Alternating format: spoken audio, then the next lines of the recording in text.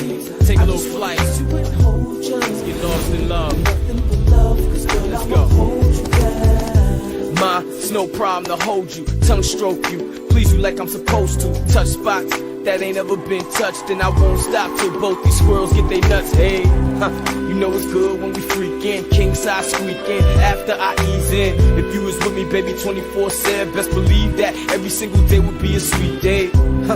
Girl, you sweeter than a cheesecake. If you want beef, prophecy would be a beefcake. I make love to you till you fall asleep, leave you with sweet dreams between the sheets. Was the night before that night.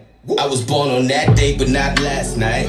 Once upon a time, I had my cash right. Plug called, he ain't act right. I'm far from a slow nigga in this fast life. Pulled up, I got low, hit the black light. Once upon a time, slimy niggas catch a bad night. When bad police die, they don't deserve bagpipes. Once upon a time, they need to feel with God raps like old soul. So folks feel me like a past light, a head buster. I'm shining bright as a mag light. Once upon a time, when will the government act right? Opinionated imbeciles just need. What's good, everybody? It's your man Big Dog coming live at you with another TruPlayaz podcast episode. It's been a minute since I've been on the podcast with you guys. I wish everybody a happy new year. You know, hope all your dreams come true. Hope you put your plan together on the goals you're trying to achieve this new year. I know I got to put mine down. It's never too late. It's only the second year in the new year. I got a lot of time to put in my goals and my dreams that I want to accomplish for the year of 2023.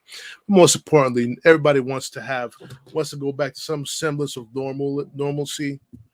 You know, don't have to worry about pandemics and shit like that. Hopefully, we get to have an opportunity to move past this once and for all, as a people, as a community, as a world. But we'll see what happens from there on. First, I'm going to speak briefly about the New York Knicks. They won again today, 102-83. They blew out the Suns today. Randall's on a tear, averaging over almost 30 points per game in the last 8 games, I believe. So he's in a tear. Jalen Brunson came back today. The Knicks still are missing R.J. Barrett, who's that lacerated finger on his right hand. So we'll find out when he's going to come back. The only thing I disagree with Thibodeau is giving Evan Fournier playing time. I understand why he did it, is to make this trade value go up. So when they do trade him in February, but I felt that they should have gave Reddish some time during those injuries. It's good to see D Rose on playing some minutes again, even though today's game he was deactivated. He was in street clothes today. But we're going to move on for the Knicks because the Knicks we can talk about another time. I wish I had my good buddy Matt to join me on the podcast in regards to the Knicks. We got a lot to talk about, me and Matt. So when we set up that episode, I'm definitely going to give you guys a heads up when we're going to go live with it. Because the next time we will go live with that episode with me and Matt, part 2. Okay? So most importantly, we're going to talk about the 2 New York football teams, the tales of 2 franchises. How one franchise, after not being in the playoffs 6 years, who were not expected to be even over 500. Think about it for a second. Not even projected to be over 500 with a rookie head coach. They're 9-6-1 and clinched their playoff berth. With a subpar offensive line, a defense that's not even in the top 15, ranked top 15 in the NFL. They do have Saquon Barkley. They do have a more experienced quarterback than the other New York team. But this is where the Giants and the New York Jets separate themselves this year. And it's unequivocally, and it's not even an argument, it's coaching. Straight down, narrow, in the middle. Straight coaching. You know? And this Giant clinching and the Jets being eliminated from the playoffs could cost Robert Saleh his job.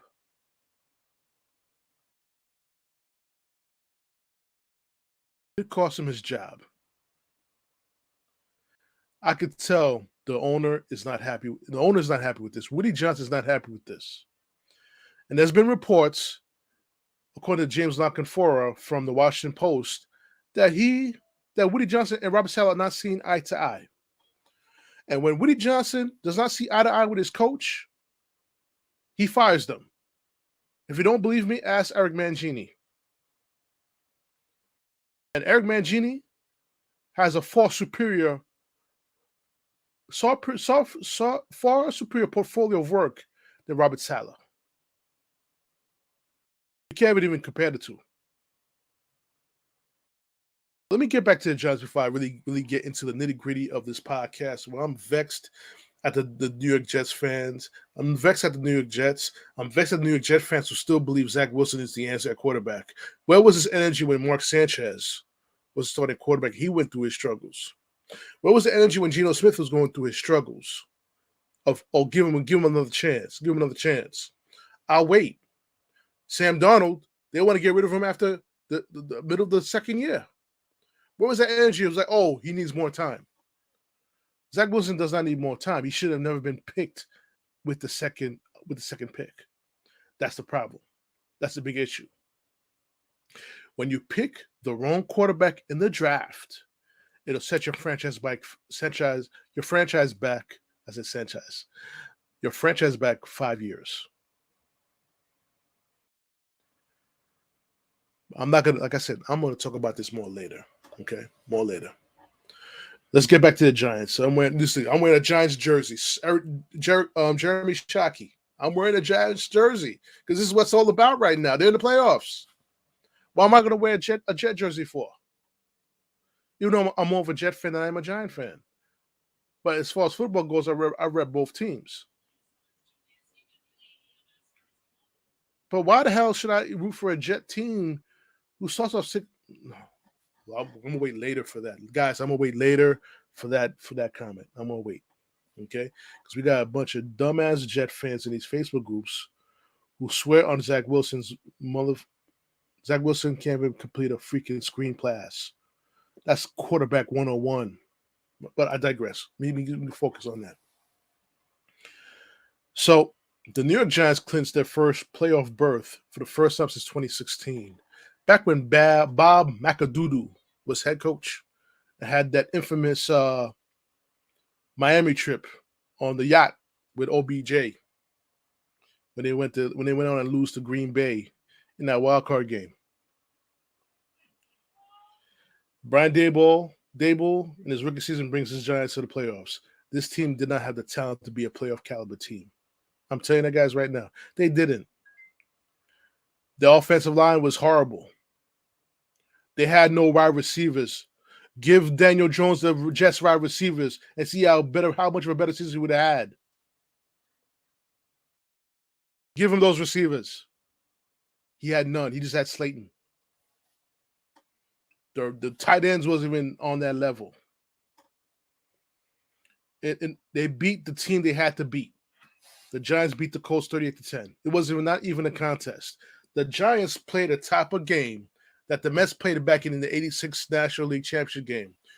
Remember the Mets? All you Mets fans remember Game 6 that went, 13 innings, which the Mets was trying their hardest to avoid Mike Scott in Game 7. This is exactly what the Giants did. They came out and they destroyed the Colts, who are in disarray. Jeff Saturday is the head coach, but came in the middle of the season. You know, he gets a little pass. He came from ESPN and went right into the sidelines as head coach. But give him some time. I think he's going to be a good head coach. But the Giants did what they're supposed to do and destroyed a team that they were better than. 38-10. The Giants last year was 4-13 last year. The biggest turnaround in their history to be in the playoffs. And maybe in the NFL history. Accomplishment for the New York Giants, accomplishment for Brian Daboll. They exceeded expectations and they stood up and took the responsibility of exceeding the expectation like a true professionals that they are. This guy, Brian Daboll, ain't playing. He got this team on the right track. And guess what, guys? He doesn't even have the talent yet to really put this Giant team on some next level shit. He's not even there with this team yet. Let's let them draft some wide receivers in the draft or sign a wide receiver as a free agent and see how far they're gonna go. Fix that offensive line.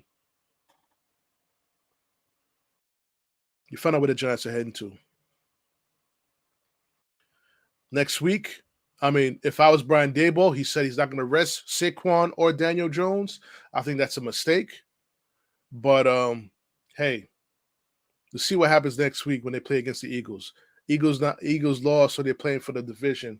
They're playing for the number 1 seed, so they have something to play for. So, we'll see. Like I said, at least we have some NFL football in New York this season, courtesy of the New York Giants. As always, they always come through.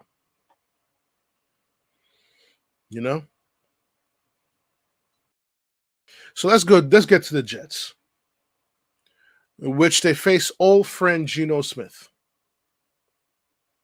and old friend Pete Carroll. Both of those guys are loving the fact that they called the end of the Jets season, while keeping their season still alive because they're still in the playoff chase. If the Seahawks win next week and the Packers lose, they're in the playoffs. So, and then the Packers are playing against the Lions next week. That's going to be a very good game next week. I'm looking forward to that game. I may have to find a way to watch that game while I'm in Orlando that day. So, no, the defense didn't show up. The so-called a few podcasts ago, I was raving about how great this defense was. I was raving about how great they were, and for them not to even show up in a game that they need to stay alive, they didn't show up. The first play of the game, a 60-yard run by a running back I never even heard of. Him. I guess he had a great rookie season. He had a good, decent rookie season, but I never heard of him.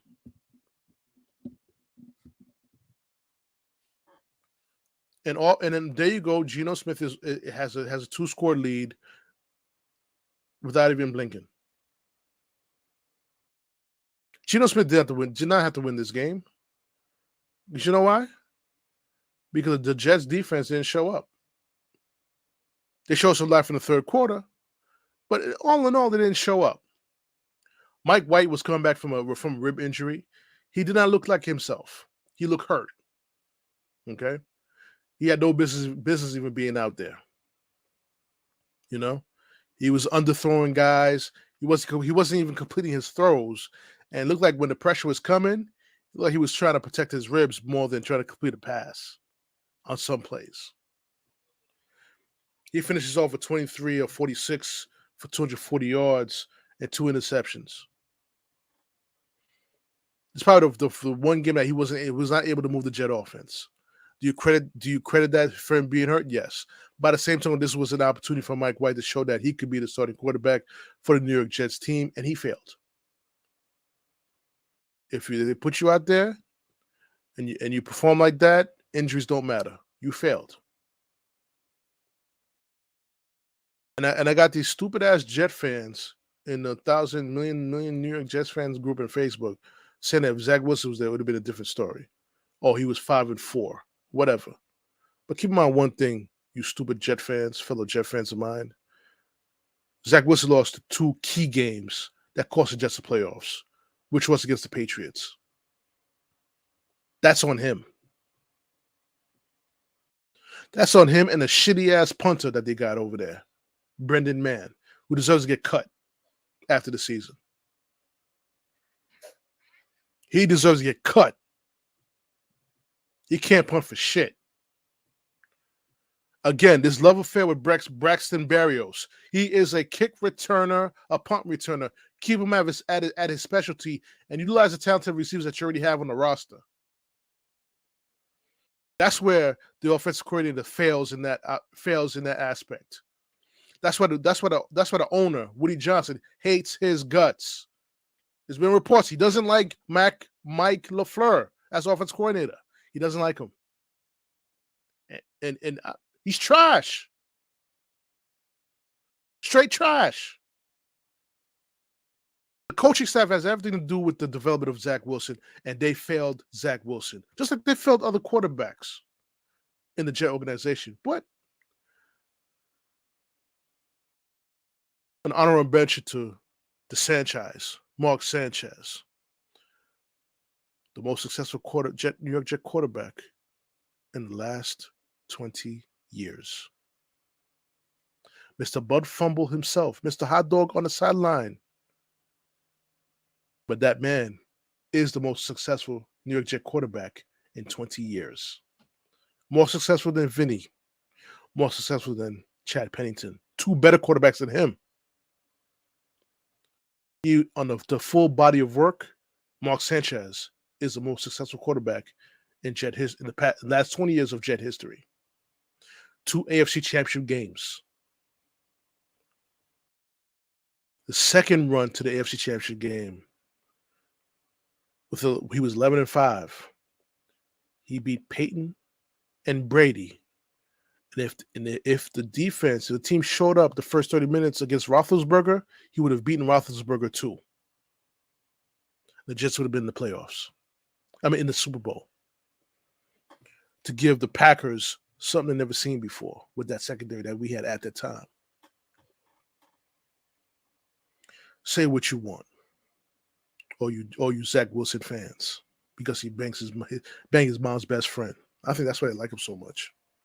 Even Steve Young, a fellow Brigham Young alum, said this kid ain't ready for the player. He ain't ready for the NFL. This is a number 2 draft pick. This is a draft pick. You picked number 2. You passed over Justin Fields, who was more ready for New York than Zach Wilson ever was, because he played in the limelight. He played in the highlights, the bright lights of college football, which he was already prepared. He was quarterback of Ohio State.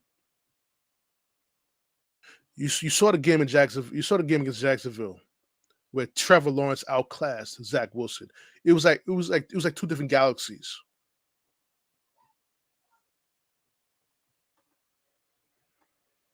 Two different galaxies.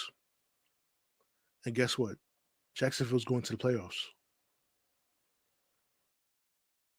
They just have to win one more game. They're going to the playoffs. They're the division. They're the division leaders in the AFC South. You see what a difference a coach makes in a quarterback's life? Doug Peterson. Doug Peterson goes to Jacksonville, takes over for the disaster that Urban Meyer left last season. A type of coach that the Jets may need to clean up the mess here. If and when Woody pulls the trigger and throws out Robert Saleh. This is not a good look for the second-year head coach. And the thing is about Robert Saleh, I started to warm up to him. as a NFL head coach. I think maybe this guy has a shot. And then these past 3 games on the offensive side of the ball.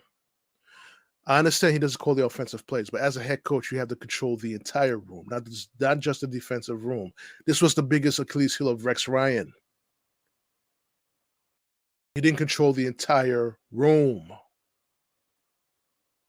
But Rex Ryan did more controlling of most of the room than Robert Saleh ever did.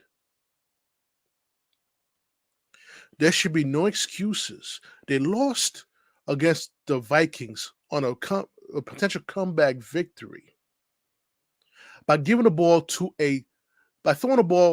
a punt return, kick return specialist who dropped the ball in the fucking end zone and gave him a contract because they thought he was some great receiver. Meanwhile, you throw Denzel Mims to the bus. You throw Denzel Mims to the bench, took away his pads for a few games because he didn't play special teams. This season, you didn't even know how to use Elijah Moore until Mike White all of a sudden became the starting quarterback, and all of a sudden Elijah Moore started the ball again.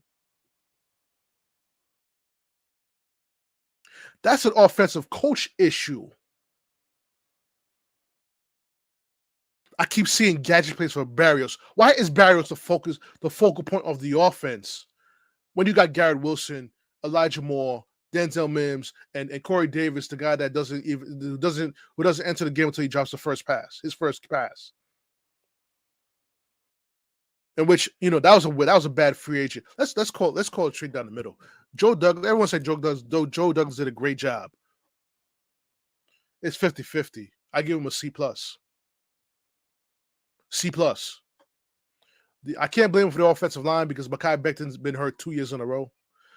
AVJ was hurt this season. Fant came in late. Listen, it happens with the offensive line injuries. But the misses on players, with Zach Wilson especially. Sam Darnold's playing pretty good in Carolina now since they fired Matt Rule. Sam Darnold may get another contract from Carolina. May. You thought Joe Douglas sabotage. I've been on record on the podcast, previous episodes, guys. I've said ad nauseum that Joe Douglas sabotaged Sam Darnold, but not provide him the weapons that his number 2 draft pick, his quarterback pick had. Okay? Put Sam Darnold behind this offensive line who at times played great, at times didn't play great. But you could bring back everybody healthy, and they could stay healthy. This could be a very good offensive line. Not at the level of Mangold, Brickashaw, Brandon Moore? Not Brandon Moore. Brandon Moore was part of that move to Faneca, Pete Kendall, Ryan Young level. Those offensive lines. It could be.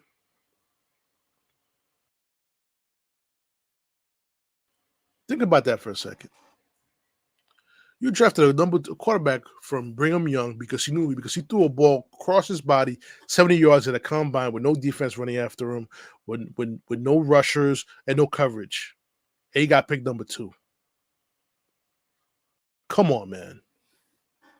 That's just why he got selected. Dummy. And you go ahead and sabotage the quarterback because you didn't pick him. That's like he got rid of all of McCadden's good picks. I'm not talking about Sam Darnold. I'm talking about Jamal Adams, Marcus May. Look did you see how LaMarcus Joyner played yesterday? You think if you put Marcus May in that position, it'd probably be a better outcome? I'm just saying. And don't get it twisted. LaMarcus Joyner has had a good season. He's been inconsistent with his tenure with the Jets. Inconsistent. They didn't stick with the running game. Running game had some openings early with Ty Johnson running the football. It had 8 carries, 46 yards. Zonovan Knight, they were keen on him. He had 8 carries for 27 yards. The defense was a huge disappointment for a top 10 defense, a playoff caliber defense where everything got accelerated. This team was not supposed to be this good, but everything got accelerated because of the young defense with Sauce Gardner, DJ Reed, Quentin Williams, Carl Lawson. But that team yesterday missed 15 motherfucking tackles. 15 motherfucking tackles.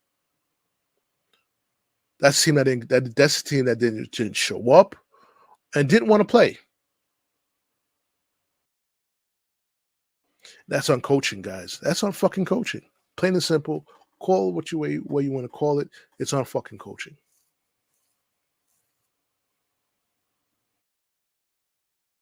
There's some straight bullshit with this defense. Defense is disappointing. This defense is disappointing. For a team that entered the bye week after they beat Buffalo, a big win against Buffalo, 6-3 into the bye. Up until now, since they came out the bye, they're 1-6, including 2 losses against the Patriots. The team that's currently, dare I say it, I think the 6th seed or the 7th seed in the playoff race right now, after beating Miami yesterday.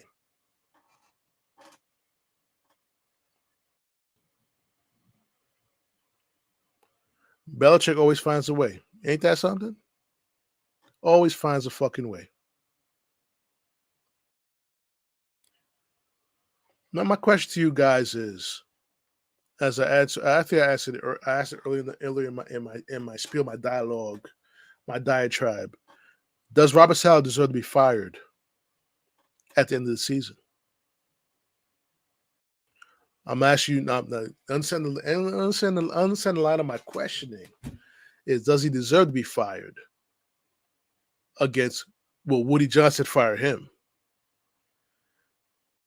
I believe if I was the owner, I would have a long talk with my head coach and emphasize the need to improve his offensive coaching room. Emphasize, in quotes. When I mean by emphasize is Mike LaFleur could be somewhere else or get another position. You need to bring in another offensive coordinator. Frank Reich is available. But then again, he could be a head coach candidate if and when they fire Robert Saleh, because I don't think Robert Saleh can survive this. I don't think he can survive this. Not with Woody Johnson. If Woody Johnson will still be an ambassador to England, he'll have another year with Chris Johnson. But not Woody. Not after seeing the team that he shares a stadium with, who is not as talented as the team that he has. Not as talented. But they were talented at one key position. Much more talented, much more ready at one key position, which was the quarterback position.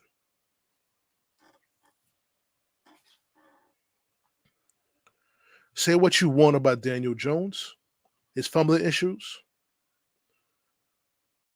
If they didn't have Daniel Jones, the Giants, we would not be talking about them going 9-6-1. And keep in mind one thing.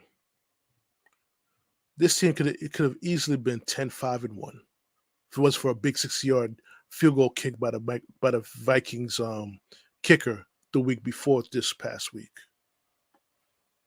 They would have clinched the playoffs 2 weeks ago. And probably would have been a higher seed. Woody Johnson is in the same stadium as those Giants. I just explained to you why. I explained to you clear and concise reasons why Robert Saleh may and will lose his job as head coach.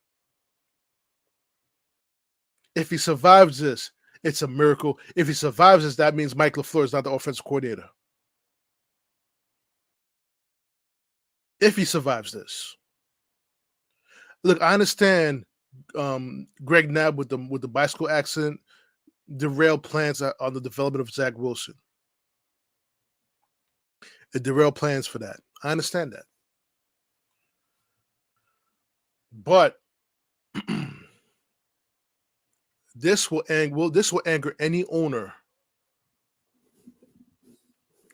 This will anger any owner. Even if Uncle Steve Cohen were the owner of the New York Jets, Saleh would have been fired. I'll tell you that much. He wouldn't be able to finish the last week.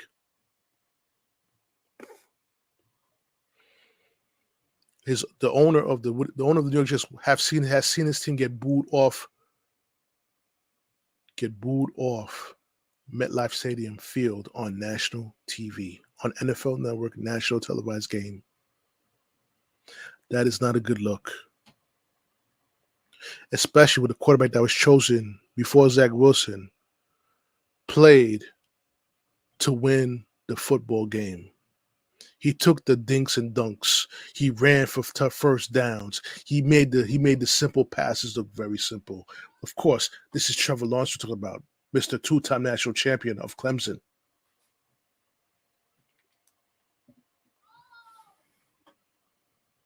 And that's a black mark on Joe Douglas. And I guarantee you it's karma, motherfucker. I appreciate the job that he's done. But I don't like when general managers come in there and purposely sabotage players to bring in their players, thinking that their players is better. And as we shown at key positions of the New York Jets, the players that he selected in the safety position and the quarterback position is not better than what he chose. I'm sorry. I said it wrong.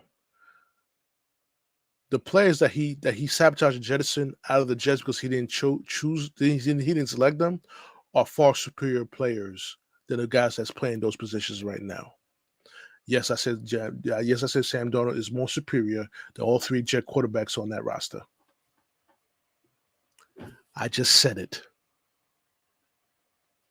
Give Sam Darnold, Garrett Wilson, Denzel Mims, Corey Davis when he wants to catch the ball, Elijah Moore. Give him those receivers.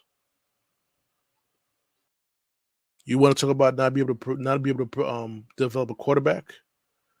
In order to develop a quarterback correctly, you have to provide him with weapons. That's why Zach Wilson is going to fight for his career next season to be the starting quarterback of the Jets, because he had those weapons available to him.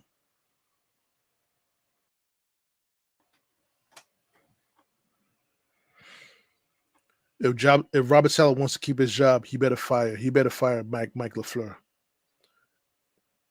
You're bringing a much more veteran coach who can run that West Coast offense.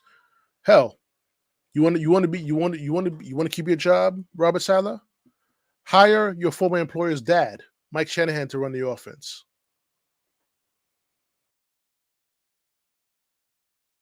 Let him develop the quarterback, or whatever quarterback you bring in to compete against Zach Wilson. Is Zach Wilson's career salvageable?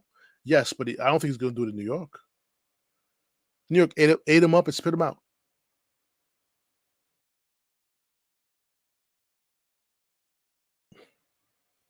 When you're drafting quarterbacks, and I mentioned this in my many podcasts, I mentioned it before. I mentioned this shit before, guys. Equitable spending, equitable drafting. You find equity. I'm not saying every quarterback is going to be equitable as far as providing you the play that they need to make your team better. But when you select a quarterback from a small conference over a quarterback who played in not only in big conferences such as the Big Ten, the ACC, but also played for national championships every season, played in playoff formats every season. You passed over them for this quarterback because of a combine performance. That's an indictment on you as a general manager. That's an indictment on your scouting department.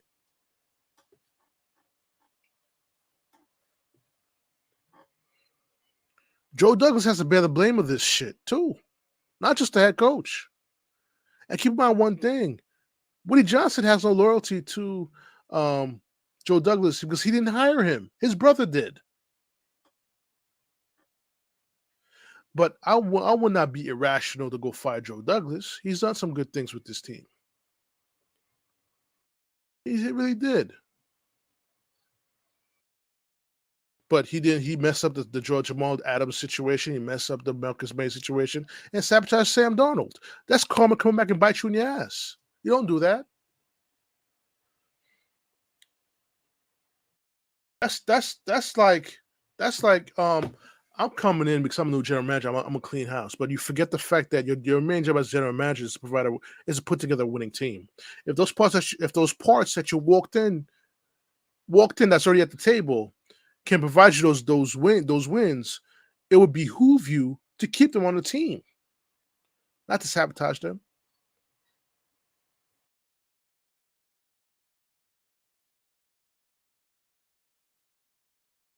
Now, as I go back to Woody Johnson's thinking, okay? Woody Johnson was, like I said earlier in the podcast, Woody Johnson was the owner who fired Eric Mangini when, with Brett Favre as the starting quarterback, team was 8-4 on their way to the playoffs, only to finish 1-3 in the last 4 games. And because him and Mancini was not getting along, he got fired. Even though Mancini ended up with a 9-7 winning record, but the object was you bring in Brett Favre because the owner wanted Brett Favre there. He wanted Brett Favre to not only put people in the seats, but to win a Super Bowl. And he failed. A head coach whose body work was pretty good with the New York Jets. He provided Rex Ryan 2 AFC Championship caliber teams. That was already set up already. Okay? He already provided that. Rex Ryan came in. It's like you gave somebody a BMW 5 Series. The previous driver didn't know how to drive it right. You put a different driver in that same car. The car driving a whole lot better. You dip it and cutting with no problem. That's what the situation was with Marek Mancini and Rex Ryan. Well, the difference was Rex Ryan was nice to his mechanic. The mechanic in this case is Woody Johnson, the owner. If you get that analogy. The mechanic didn't have to work so hard.